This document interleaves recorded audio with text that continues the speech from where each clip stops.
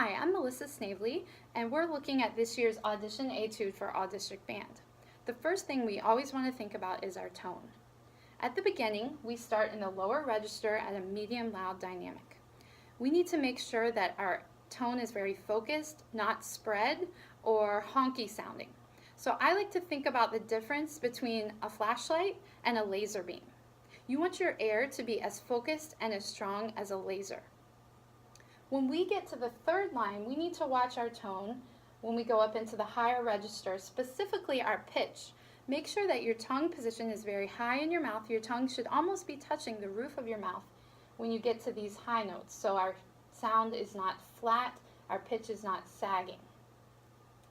Something else to be very careful of in these etudes is the articulation. They oftentimes try to trick us. So let's look at the first line. We have slurs and staccatos on our eighth notes. When we get over here to the end, they threw in some dashes over those eighth notes. Make sure that you play those long, the opposite of staccato. Be careful on the last line when we have these patterns of 16th notes. The first time it happens, it's slurred. We continue the pattern, the same rhythm, but this time it's tongued. I have one fingering recommendation for you. Look at this second to last note, this A. We want to use a resonance fingering whenever we can on that note. The A on the clarinet is very unfocused, it's very problematic, not in tune. So what we do whenever we can, when we play that A, we put down the fingers of our right hand. So put down your bottom hand to help stabilize that pitch on the A. Let's look at the dynamics. Be really careful to follow the dynamics when you start playing in the upper register here.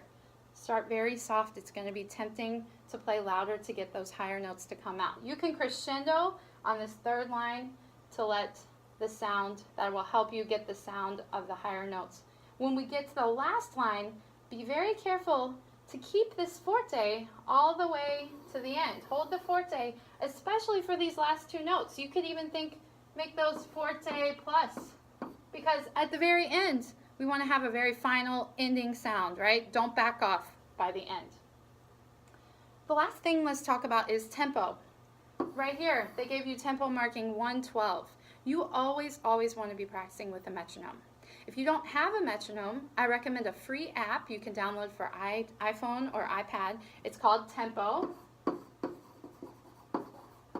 Very easy to use. You should start practicing under tempo, maybe around 92 or 100. Make sure that you're always practicing with the metronome. It would be very tempting on this etude to start too fast. On the first line, we only have eighth notes, quarter notes.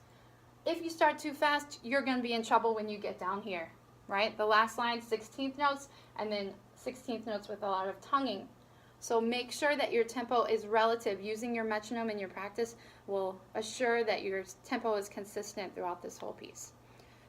Happy practicing. Good luck on your audition.